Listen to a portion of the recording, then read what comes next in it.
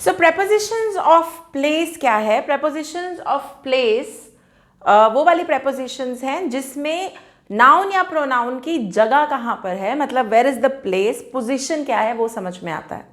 और common prepositions of place हैं to, at, away, on to, on, along, across, off, through, into, in, out of, outside, inside, towards, ये सब। ये सारे prepositions noun या pronoun की पोजीशन या डायरेक्शन या क्या मूवमेंट हो रही है वो बताने में हेल्प करता है। आज की वीडियो में हम 6 prepositions को टच करेंगे। Okay, we'll talk about them in detail. Sorry, थोड़ा सा यहाँ पे रिफ्लेक्शन आ रहा होगा, प्लीज इग्नोर दैट, क्योंकि इस समय जो वीडियो शूट हो रही है उसमें लाइट पड़ रही है, इसी वजह से ये थोड़ा सा कॉम्प्लिकेटेड हो रहा है। बट नेवरदलेस तुम्हारा सारा फोकस यहाँ होना चाहिए, बिकॉज मैं यहाँ वाले prepositions को डिटेल में समझाऊंगी। ओके, सो पहला टू क्या दिखाने के लिए शो होता है? जब हमारी movement from one place to another place, particular specific place होती है तो हम टू लगाते हैं। मतलब मैं कह रही हूं I want to go to school, कहां जाना है? Particular place, school. तो जो पर्टिकुलर पोजीशन या पर्टिकुलर प्लेस के लिए बात होती है, मूवमेंट कहां हो रही है, उसके लिए हम टू यूज करते हैं। अब देखो ना, सेंटेंस क्या है? I am going to school, तो आई प्रोनाउन है, स्कूल नाउन है।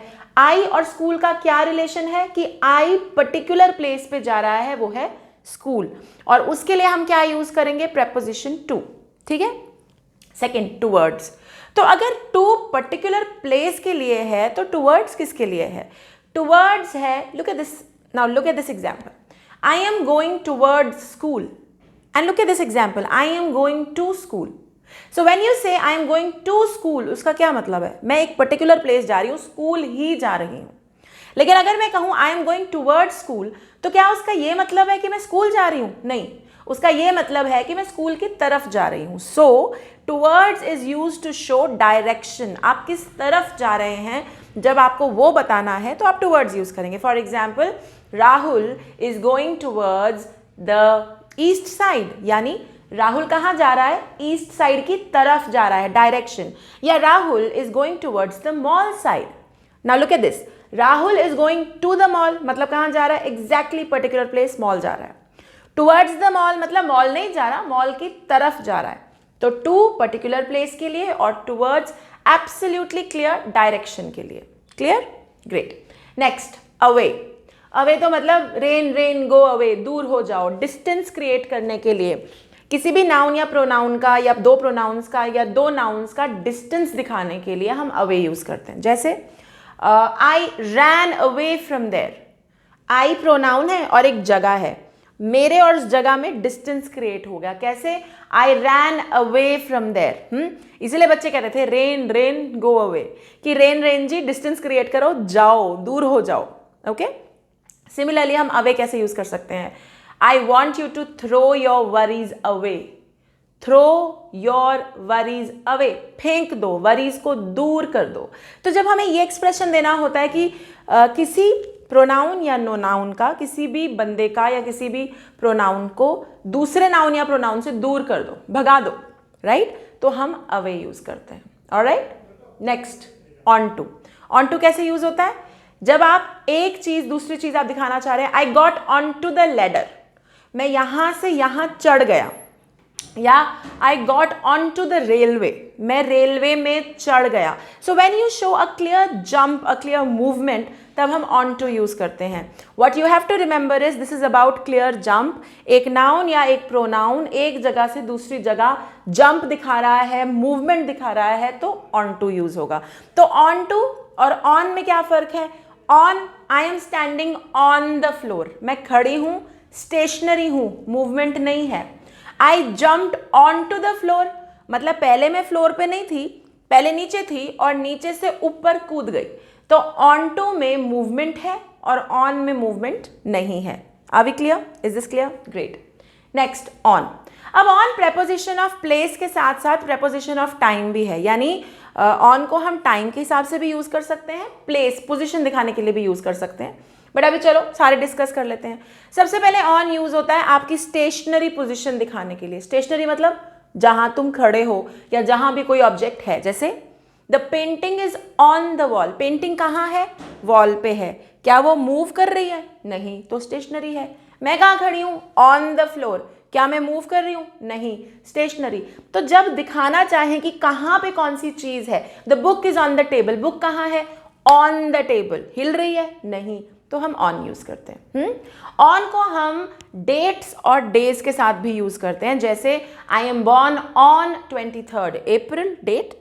This year my birthday falls on a Sunday, on Sunday. तो डेज के साथ, डेट्स के साथ ऑन।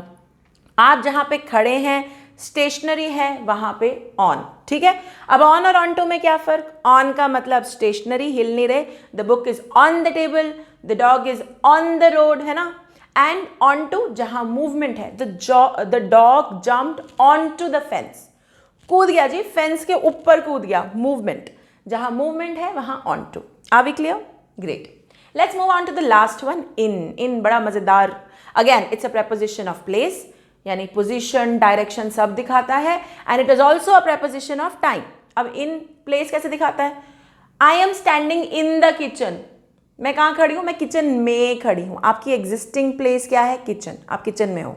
आई एम वर्किंग, आप कहाँ पे वर्क कर रहे हो? इन the field. On the field नहीं बोलूंगी मैं, ऑन द फील्ड।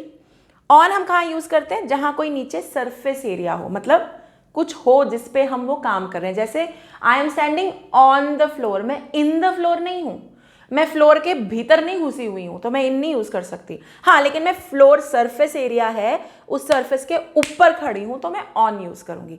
ऐसे ही I am working in the field, क्योंकि मैं खेत में काम कर रही हूँ, I am working in it, तो इन यूज होगा। I am not working on the field, क्योंकि मैं पत्तों के ऊपर खड़े होकर काम नहीं कर सकती। हाँ, the painting is on the wall, surface है एक वॉल जिसके ऊपर वो पेंटिंग लगी हुई है, इन द वॉल नहीं है, अंदर नहीं घुसी। तो तुम्हें ध्यान रखना है, जहां पे कोई सरफेस है उसके ऊपर कोई चीज रखी जा रही है तो ऑन, बट इफ ये there is a existing position somewhere inside, तो हम इन यूज करते हैं। जैसे the clothes are in the almirah, the dog is in the kennel, I am standing in the room, room के अंदर हूं, तो वहां इन यूज होगा। क्लियर है? ओके। इनका एक और यूसेज है, इन यूज होता है सीजन्स के साथ, ईयर्स के साथ, and it is also used with